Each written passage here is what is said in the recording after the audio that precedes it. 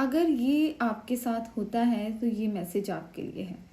कई बार हम देखते हैं कि हमारी लाइफ में हमारा जो फ्रेंड सर्कल होता है वो बहुत बड़ा होता है, लेकिन धीरे धीरे करके वो छोटा होता जाता है, या फिर हम लोगों से डिटैचमेंट फील करने लग जाते हैं और एट द एंड हमारे सिर्फ एक दो दोस्त ही बाकी बच जाते हैं। अब हम कहेंगे कि जो रियल वन है वो रह गए हैं। तो क्या ये ऐसा होना ज़रूरी है? इसमें मैं आपको एक चीज़ बताती हूँ। देखो, क्या होता है कि जब हम कोई भी रिलेशनशिप में जाते हैं या हम कोई बहुत सारे दोस्त बनाते हैं, तो क्या होता है कि हम इमोशनली उसमें बाइंड हो जाते हैं, ठीक है। और जब हम इमोशनली उसमें बन जाते हैं तो हम पूरी तरह से उसको निभाने की कोशिश करते हैं, लेकिन सामने वाला इंसान बिल्कुल वैसा अगर नहीं है तो आप इमोशनली ड्रेन्ड होते जाओगे और आपकी फीलिंग्स हर्ट होती जाएंगी। और अगर आपकी फीलिंग्स हर्ट होंगी तो आप ओवर थिंकिंग करने लग जाओगे और वो एक साइकिल बनना स्टार्ट हो जाएगा। ओवर थिंकिंग करने लग गए तो आपको एंजाइटी हो जाएगी, ठीक है।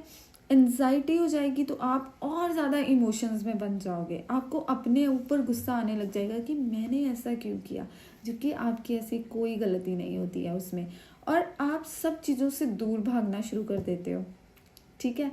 कि मैं कहीं आउट ऑफ प्लेस चला जाता हूँ या मैं कहीं कुछ और जगह पे अपने आप को इन्वेस्ट कर लेता हूँ या अपना ध्यान डाइवर्ट कर लेता हूँ। आप ऐसी चीज़ों के पीछे भागते हो।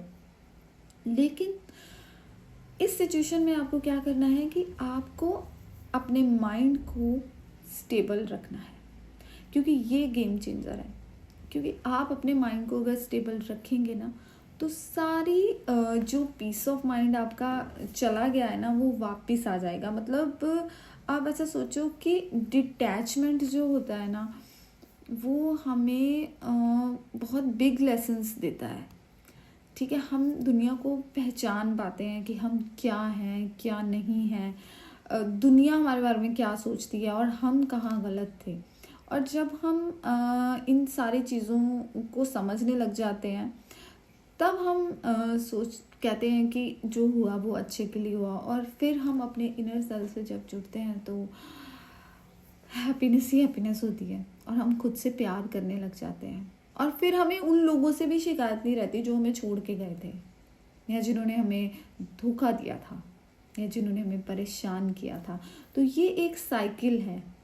और अगर आपकी लाइफ में ऐसा कुछ हो रहा है तो इसका मतलब ये है कि ईश्वर आपको अपने आप से प्यार करना सिखा रहा है, ईश्वर से प्यार करना सिखा रहा है।